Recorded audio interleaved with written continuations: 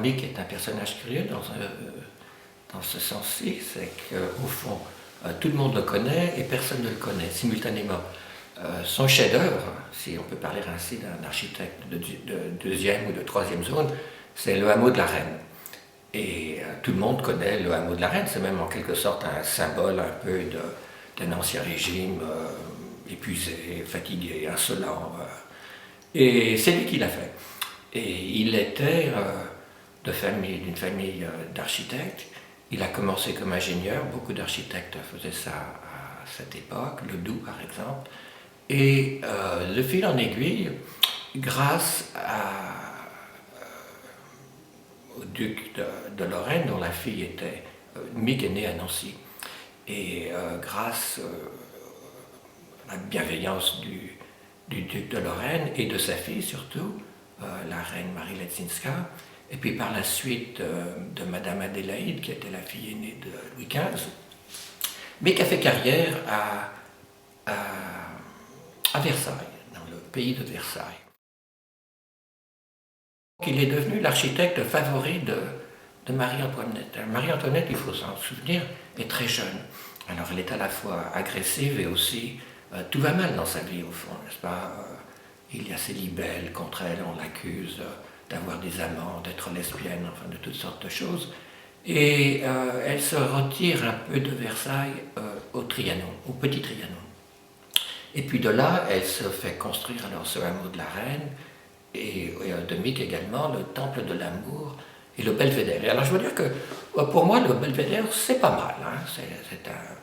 Mick n'est pas un grand architecte, mais quand même il avait un certain goût et il plaisait à la reine qui... alors il est beaucoup plus âgé qu'elle, et je crois qu'il la rassurait.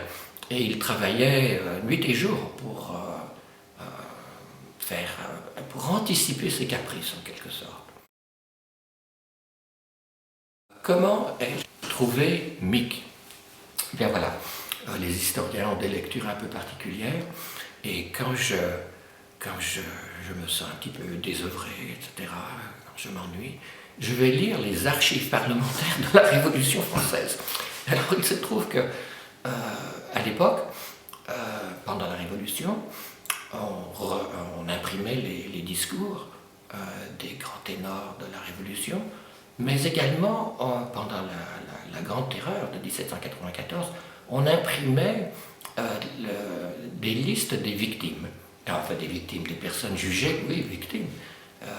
Et j'ai trouvé comme ça alors une liste, et puis je vois ce nom, Mick. Alors on voit le duc de ceci, la marquise de cela, alors ça c'est tout à fait banal.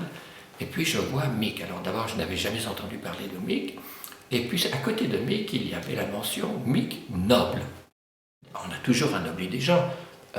Je crois qu'en France, en 1789, il y a 2 familles qui arrivent à remonter au IXe siècle. Donc tous les nobles sont en quelque sorte de faux nobles. Mais là, la chose est devenue méthodique. Et alors on a anobli des gens pour toutes sortes de raisons. Par exemple, Oberkampf, les tissus d'Oberkampf, avant de devenir un jacobin militant, a été anobli.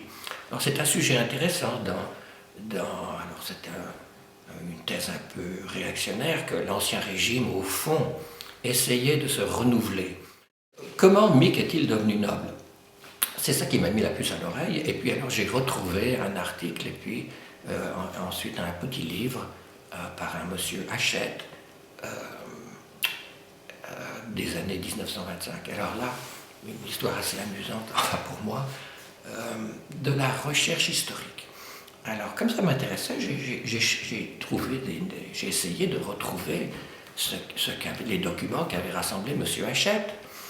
Et j'étais très découragé parce que monsieur Hachette était un génie et moi j'étais lamentable, je n'arrivais pas à trouver ces documents. Et puis un jour, par hasard, j'ai trouvé un rapport de la police. Et là j'ai compris comment monsieur Hachette avait écrit son livre. Il avait retrouvé toutes les situations, des descriptions du cas Mick qu'avait rassemblé la police de l'Ancien Régime. Alors ça aussi c'est un sujet intéressant parce que la police de l'Ancien Régime était très très bien faite. Cette police était un modèle pour toutes les polices continentales des années 1780. Et donc, ils avaient très bien fait leur travail. Et alors, comme ça, j'ai pu reconstituer l'histoire de Mick.